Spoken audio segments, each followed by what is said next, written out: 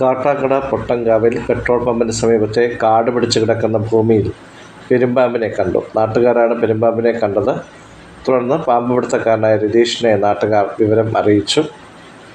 രതീഷ് നടത്തിയ പരിശോധനയിൽ പെരുമ്പാമ്പിനെയും പാമ്പിൻ്റെ കുട്ടികളെയും കണ്ടെത്തി.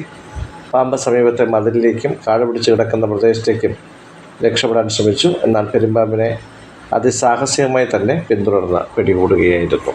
ഫയർഫോഴ്സാണ് വെളിച്ചം നൽകി പാമ്പിനെ കണ്ടെത്താൻ സഹായിച്ചത്.